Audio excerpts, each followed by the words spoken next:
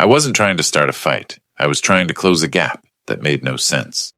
I work in corporate operations at a mid-sized company that worships process. Not the useful kind. The kind that looks clean in a slide deck. We have governance portals, approval chains, quarterly audits, controls for everything. If you submit an expense report wrong, someone schedules a meeting like you stole the building.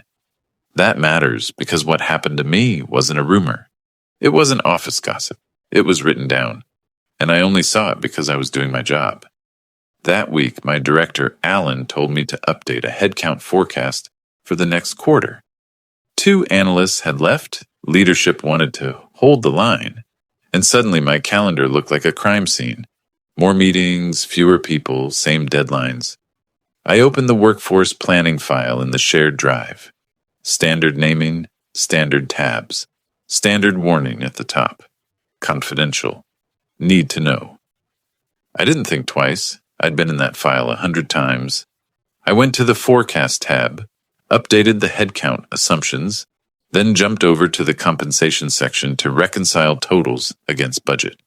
And that's where the first crack appeared. My name, my level, my title, my base salary. At first, I literally smiled because my brain refused to accept it. I thought it was a formatting issue, an outdated tab, a pull from last year. So I checked the effective date. It wasn't old. I checked the approver column. There were names. I checked the reason code. It wasn't blank. The spreadsheet wasn't guessing. It was documenting. I scrolled down and compared roles that were identical to mine. Same level, same location, same scope. 2 peers were higher than me by an amount that wasn't minor over a year. Then I saw a newer hire, someone I personally trained, earning more than I did before he'd even hit his first anniversary. My stomach dropped, not because of the money, because of what it implied. This wasn't a mistake that accidentally happened once. This was a system that had made a decision about me and never bothered to justify it. I sat there and did what people do when something feels wrong, but you still want the world to be logical. I tried to explain it away.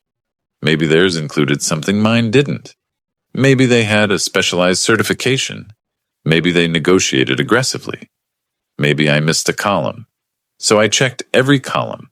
Base salary, target bonus, equity, effective dates, adjustment history. Nothing explained it. My line was just lower, cleanly, quietly, like it belonged there. I minimized the file and stared at my inbox like it could offer a different reality. Then I opened the spreadsheet again, because the first look could have been an accident. The second look was confirmation. I wasn't paranoid. I wasn't spiraling. I wasn't imagining things. I was seeing a number that had been approved and recorded, and it was attached to my life. That evening, I went home and didn't tell anyone.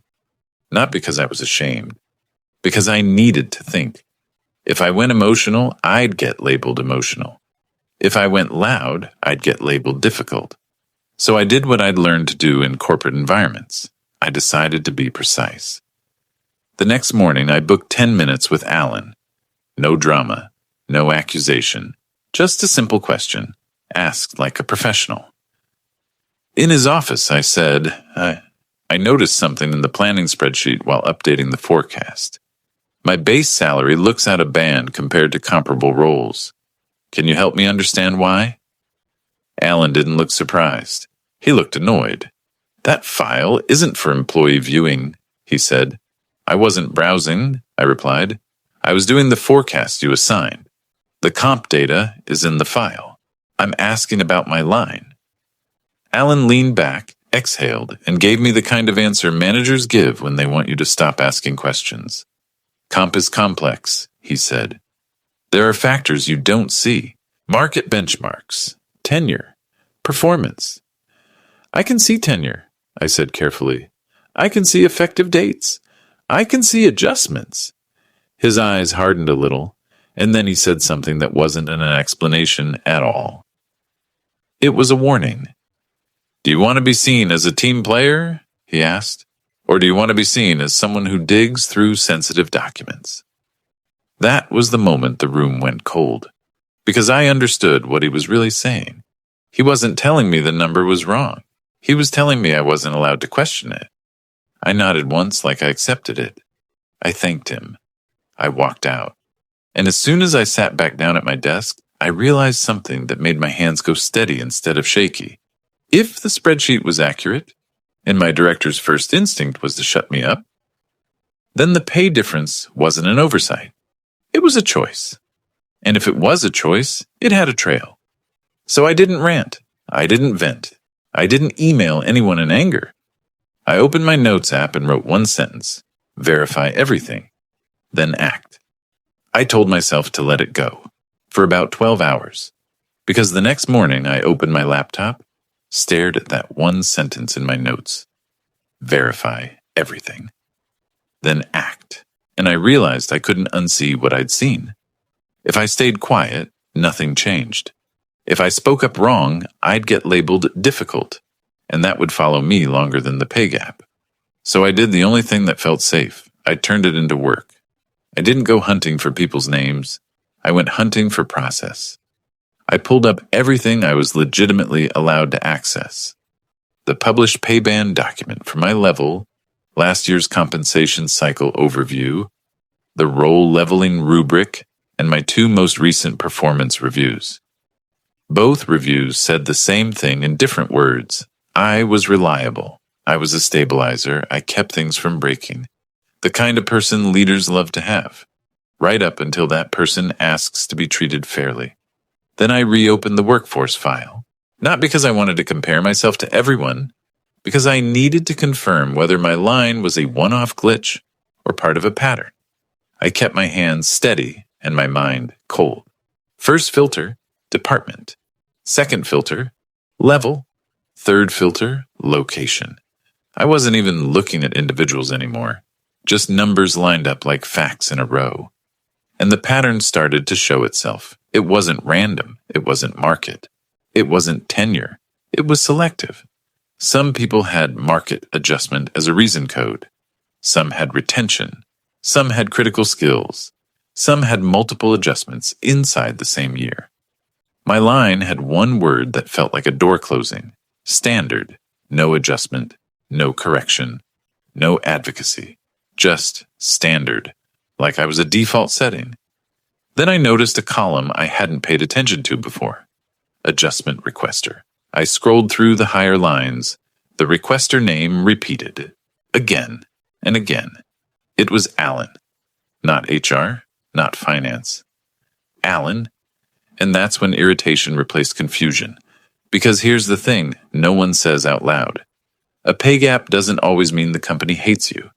Sometimes it means your manager never fought for you because you were the kind of employee who would keep working either way. I sat there feeling something sharp in my chest. Not jealousy, betrayal. I'd stayed late, covered weekends, fixed mistakes that weren't mine, built systems that made other people look good, and the whole time my compensation had been quietly filed under good enough. I could have confronted Alan again, but I already knew what I'd get: a lecture about being a team player. So I did something smarter. I went to HR. Not the general inbox, not a ticket, not an emotional complaint. I requested a meeting with our HR business partner, Melissa, the one assigned to our department. I walked into her office with one printed sheet: the published pay band for my role level and location. On the page, I wrote my base salary in words. No symbols, no drama. Melissa smiled professionally, but I could see the calculation behind her eyes. "What can I help with?" she asked. I kept my voice calm. "I'd like a compensation review," I said. "My base appears below internal parity for my role level and location. I want to understand why, and I want it corrected if it's inconsistent with policy." Her smile didn't disappear. It tightened. "What are you basing this on?" she asked. I expected that question. I'd planned for it. "I'm basing it on the published band and role parity," I said. "And?" she asked again gently, like she was inviting me to step onto a landmine. I held the pause for a second. Then I told the truth, without oversharing. "And the workforce planning spreadsheet used for forecasting I said. I accessed it to complete an assignment. The data appears to reflect actual compensation. Melissa's face shifted. Not shock, more like concern. That file is confidential, she said. I understand, I replied. I didn't access it out of curiosity, but I can't pretend I didn't see my own line. Melissa folded her hands, leaned forward slightly, and lowered her voice the way HR does when they want you to understand the rules without writing them down. We can't discuss other employees, she said. I'm not asking you to, I said. I'm asking you to discuss mine, whether it aligns with policy and whether it's consistent with internal parity. She nodded slowly. I'll look into it. That phrase should have reassured me. It didn't. Because I'll look into it in corporate language often means I'll manage the risk. 3 days passed. No update. Then late Thursday afternoon, I got a calendar invite. Compensation clarification. Attendees: Alan, Melissa, me. No agenda, no pre-read, just 30 minutes. I stared at the invite and felt something settle in my gut. This wasn't going to be a correction, this was going to be a containment. But that was just the beginning. Because when I walked into that meeting the next day, Alan wasn't coming to explain anything. He was coming to make sure I never asked again. I walked into that compensation clarification meeting with a notebook, not a speech.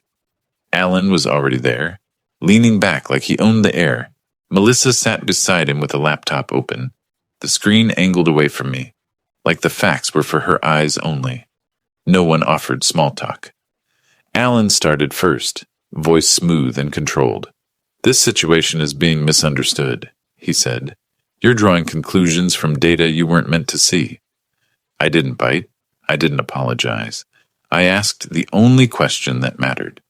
Is my salary line inaccurate? I said. Alan blinked once, then smiled without warmth. That's not the point, he replied. Melissa jumped in quickly. We can't discuss other employees' compensation. I'm not asking you to, I said. I'm asking you to discuss mine, whether it aligns with our published band and internal parity for my level. Alan's jaw tightened, just slightly. Compensation is multifactor, he said. Performance, market, leadership discretion. Then show me the documentation that supports my placement, I said, because my reviews are strong. My role is in band, and the gap is real. Melissa's fingers hovered over her keyboard, like she wanted to type her way out of the room. Alan leaned forward. You need to understand how this reads, he said. You accessed confidential information, and then you escalated. That creates trust issues. I kept my voice even. I completed a forecast assignment. The file contained my compensation. I'm not escalating gossip. I'm escalating a discrepancy. Alan's eyes stayed on mine. Are you prepared, he asked, for the consequences of making this adversarial? It wasn't a question. It was a door closing in slow motion. I felt my pulse in my throat, but I didn't let it get into my words. I'm prepared to follow policy, he said, and I'm prepared to be paid correctly. The meeting ended the way corporate meetings end, when the truth is inconvenient. Soft phrases with sharp edges. Melissa said, We'll follow up. Alan said, Refocus on your deliverables. Then they both stood as if standing made it over. I walked back to my desk and stared at my inbox like it might contain a different reality. It didn't. For a day, nothing happened. And that almost fooled me into thinking maybe, they would actually review it. Then the retaliation arrived, dressed up as routine management. Alan pinged me the next morning. Quick chat. When I walked into his office, he didn't offer a seat. He didn't ask how I was doing. He slid a document across his desk like he'd been waiting for the moment. A performance improvement plan. It wasn't written like someone was trying to help me improve. It was written like someone was building a file. Vague categories, foggy language, things that could mean anything later. Communication, it said. Collaboration. Professional judgment. I looked up. What deliverable did I miss? I asked. Alan didn't answer directly. It's about trajectory, he said. About alignment. Alignment with what? I asked. He held my gaze a beat too long. With being a team player, he said. There it was again, that phrase, the one that meant, stop asking. Accept your place. Don't make this messy. My hands stayed steady, but inside, something broke cleanly, like a brittle piece of trust snapping in half. I didn't sign the plan. I'll review this with HR, I said. Alan nodded as if that was what he wanted. Of course, he replied. I walked out and sat at my desk. And for the first time, I stopped trying to convince myself this was an oversight. This was a tactic. Punish the question. Warn the next person. Make the cost of fairness feel higher than the gap itself. That night, I didn't rant. I didn't write an angry email. I did something quieter and more dangerous. I started preserving everything. Our company had a records policy that allowed employees to forward certain HR communications to themselves for personal retention. It existed because someone, somewhere, had been sued before. So I forwarded the performance plan email thread to my personal address using the approved method. Then I printed it at home and filed it with my performance reviews. I wasn't planning revenge. I was planning survival. The next day, instead of going back to Melissa, I went around the script. I booked time with payroll under the guise of process clarification. That wasn't suspicious in my role. I interacted with payroll systems often enough for it to look normal. Our payroll manager, Denise, had been at the company longer than most executives. She didn't gossip. She didn't posture. She spoke in facts. I sat down across from her and said, if an employee believes their pay is outside policy range or inconsistent with role parity, what's the standard review path? Denise studied my face for a moment. Then she asked quietly, did they put you on a plan? I didn't answer. I just said, I want to do this correctly. Denise nodded once, almost like she respected that.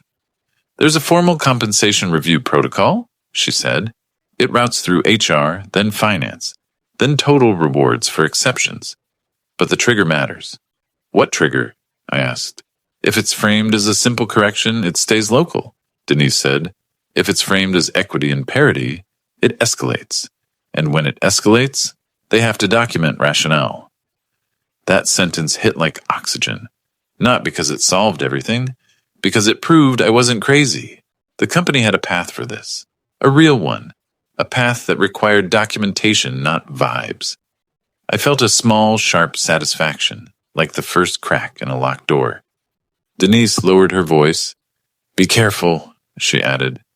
If you trigger equity review, it doesn't stop at your line. I didn't smile. I didn't celebrate. I just nodded and let that warning settle where it belonged. Because I wasn't trying to burn the place down.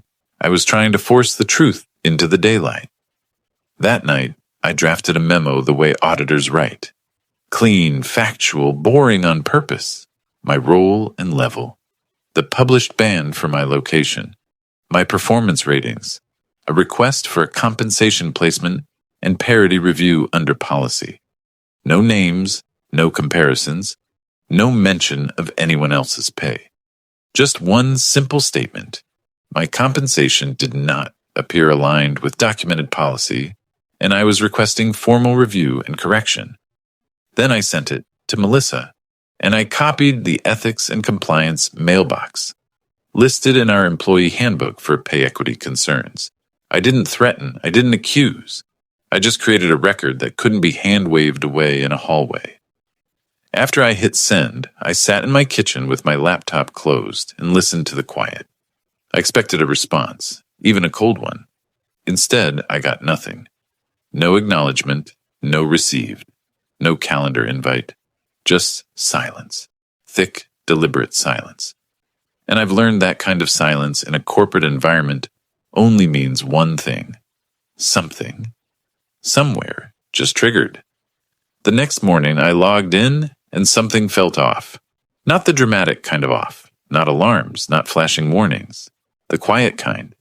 The kind you only notice if you've been in the same systems long enough to feel when a door that's always been open suddenly isn't. I clicked into our shared drive. The workforce planning folder, one I used every week, was still there. But when I tried to open the template library, a small box popped up. Permission denied. I refreshed. Same. I tried another folder, another message. Then I opened the governance portal we used for approval workflows. My normal dashboard didn't load. It asked me to request access. I sat there staring at the screen and I felt my stomach tighten. Not because I was surprised, but because it confirmed what I already knew. They weren't correcting anything. They were isolating me. And the timing wasn't subtle. The access changes happened after my memo, after I copied compliance, after I triggered the formal route. I took a screenshot of the access denial, then another. Then I saved them to a dated folder at home. Again, not dramatic, just disciplined. By mid-morning, Alan hadn't said a word about the access changes. He walked past my desk like nothing happened. That was part of the tactic. If they pretend it's normal, you start questioning yourself. Around noon, I got a calendar invite, discussion, role scope alignment.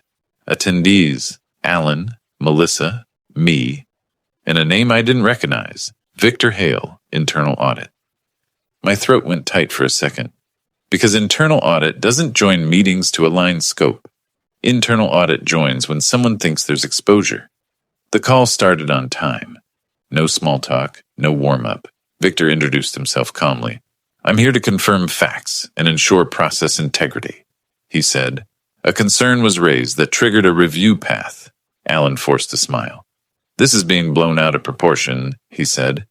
Victor didn't react, and he just asked, let's start with the concern. Can you summarize it in your own words? I kept it clean.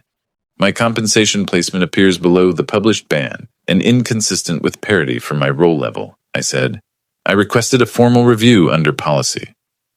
Victor nodded. And you submitted the request in writing? Yes, I said, to HR and compliance. Victor turned to Alan.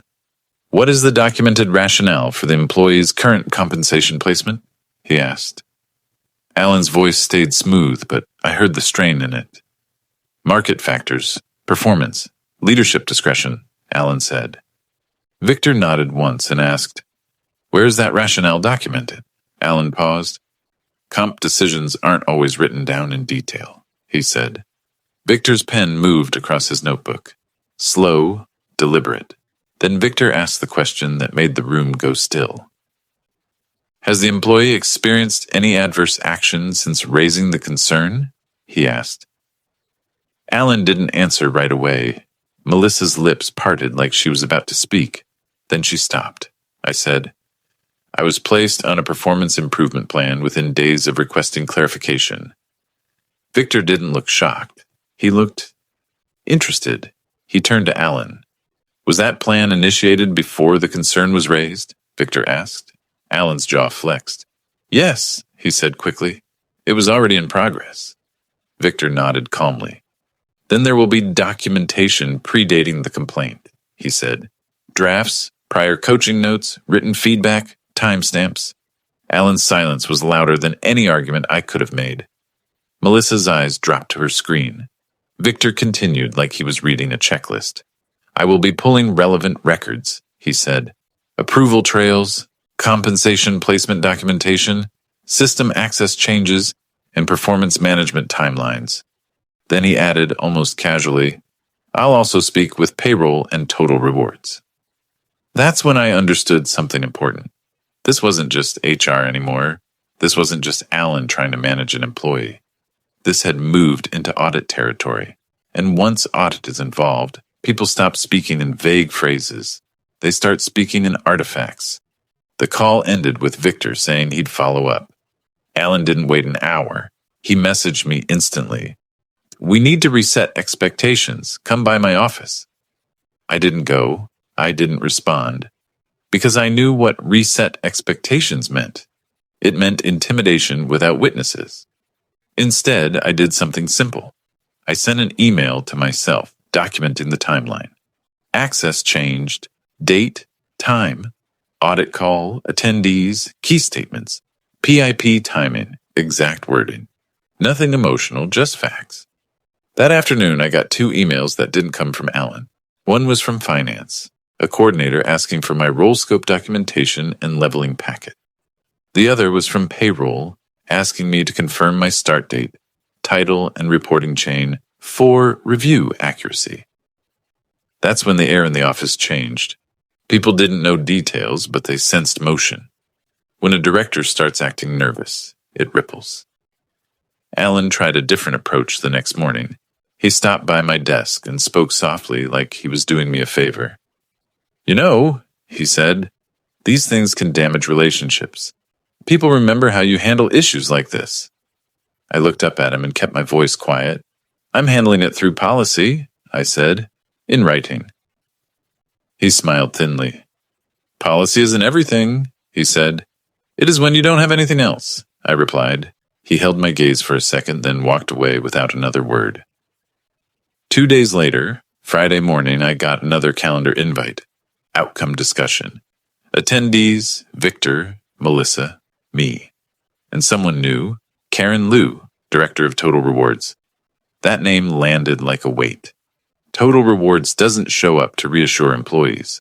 They show up when the numbers are real, the documentation is missing, and someone high enough has decided it's cheaper to correct than to defend. I joined the call on time. Karen didn't waste a sentence. "We completed an initial parity and placement review," she said.